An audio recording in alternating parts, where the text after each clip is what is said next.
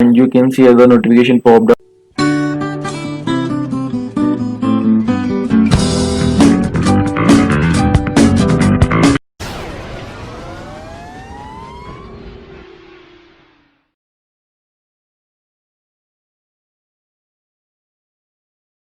Hi guys, I'm Dikshit from Python Warrior, and today we are going to make COVIDBot and WeatherBot.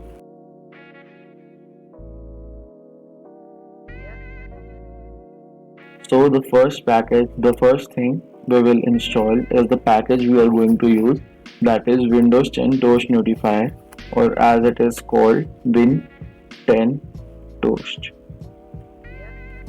So this is pypi.org, that is Python package index.org. So this is the most relevant, so we will select it. So this is Windows 10 Toast 0.9 version. We will copy this. You can either paste it in your CMD, that is command line, or you can paste it in your command line provided by VS Code. So we are going to use VS Code today. So you can read more about the project in the project description. So we'll go and paste it in the command line. So while it is installing, and you can see here the program. See now now the font has increased. So you can see this is the request library. If you hover the mouse over it, you can see that it is a request HTTP library. It is written in Python for human beings, so you can use it to scrape data from websites. So these three libraries come with the Python when you install Python. So now the next we see is Beautiful Soup. So it is also a library. So if you hover the mouse over it, so the module is VS4. You can go on the site and see more about it. And the class that we are going to use is Beautiful Soup. So a data structure representing a parsed HTML or XML document. So actually so basically we are going to use it to parse HTML or XML data.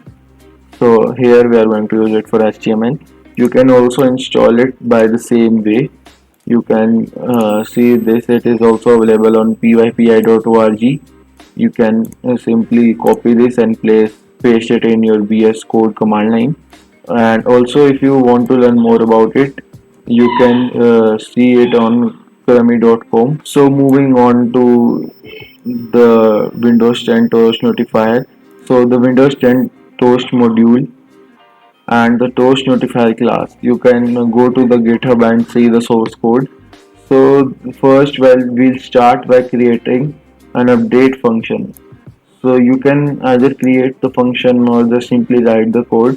While creating function seems more feasible.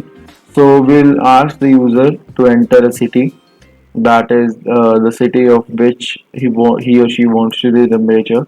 Then we'll create a string with weather in city. So now we will create a URL. So the when you do basic Google search, you see if you notice the URL, it is something like this, and then the search query. So here the search query is weather in city. So if you copy this, we will paste it here, equal to sign and weather in Gurugram. So here you can see that it displays the weather in Gurugram. Oh, that's hot. That's hot. 34 degrees Celsius. So here how this string works. So now we will use the get function in the request library. So this will give us the raw data from the website. So this will be a lot of data, and we are going to print it for our convenience so that we can see how data is given back from the request module. Next we are going to use Beautiful Soup library, that is Beautiful Soup function here. So we will convert the R into text by using the r.text function. Then we will give the parameter HTML parser. Because the website is giving us HTML data, we will use HTML parser. If the data was in XML, we'll use XML parser. So now S will be the string data or the string instead of the row data, which is R. So we will print S to C. So basically you will see no change in R and S, but S will be a string and R will be the raw data. So next we will use the find function to find our the thing we need, that is the temperature. So when this will get printed, I'll show you that the data is big, and so basically we will use the find function. So this is the class. If you know a little about HTML, this is the tag, div tag, and the div tag which contains the data we need, that is the temperature, is BNEAWE. So we are going to search the div tag with this class and we convert it into a text. So we will print update again for our convenience. Now we will create a text which will be displayed in a notification. So the text is, this is an F string. So the text is temperature in city in degrees Celsius, and then the temperature, that is update we get from this.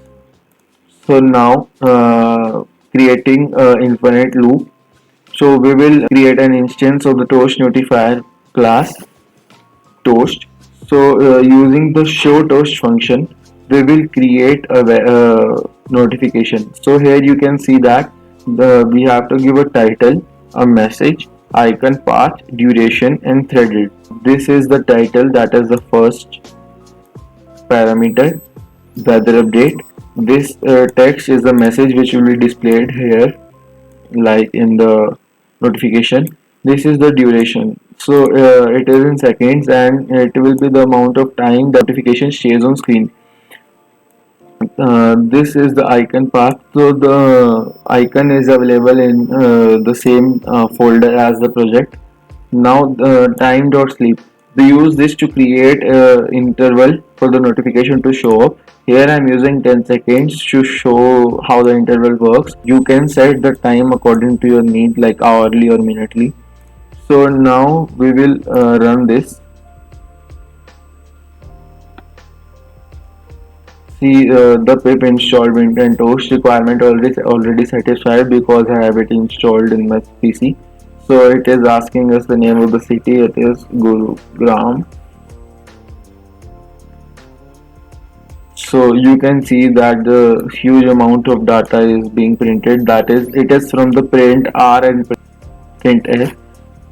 So in the end, the print update, and you can see other notification popped up. Weather update as the title. Temperature in Gurugram in degrees Celsius is 33 degrees Celsius, and this is the icon we provided. So we can cross check it with the website. Here you can see it is giving 33 degrees Celsius after reloading. So all good. So now we will move on to our second project. So this is the COVID bot. It is rather simple than the weather bot. So again we are going to create a function. So we will use the request.get function to get the data from this website. So this is a API, and when you can press Control and click on it, it will ask you to open it in the browser. So I have already opened it here. So you can see that it is in JSON format. If you know about JSON format, if you don't know, this is JSON format, where this is started by curly braces and a key is given. So then next is the value. So the inputs are in key value pair. So to get the data of key value, we have to pass in the key. Here it is the total cases, deaths, and recovered. So moving on, we will get the data in string format. We will convert it into JSON, and we will print the JSON data. So the next we will create the string for the message to be displayed. So again this is confound cases. So now we will use the curly braces to depict the JSON. Then we will use data, that is the JSON data. Then the cases, that is the key for total cases. Here you can see. So the next is deaths. Again, the key deaths. For the deaths here you can see, and then recovered. So again, creating an infinite loop and initiating toast notifier class. Again, using the show toast function, we will first give it a title or a heading, then the text here, then duration. I have set it to 20 seconds so we can read the notification. Then the icon path. Then will give this threaded as false. So basically we will come to threaded after I show you this. Then again, for our convenience, we'll print, but it will be printed in the notification. Then again, time dot sleep. So we will run this. While it is running, I'll tell you what threaded does. So basically, threaded is if you have various things going on, like various notifications showing up, like if I run COVID bot and weather bot simultaneously and three other bots simultaneously, then if I have notification of COVID bot going on and it collides with the notification of weather bot, if this threaded is set to false, then the weather bot notification will close the COVID bot notification and display itself. And if it is turned on, then weather bot notification will wait for the COVID bot notification to finish and then pop up. So while we were talking, the notifications are being printed. You can see here the JSON data and the notification being popped up here. See this COVID-19 updates headline, confirmed cases, deaths, and recovered. So thank you guys, and we'll see you in the next video.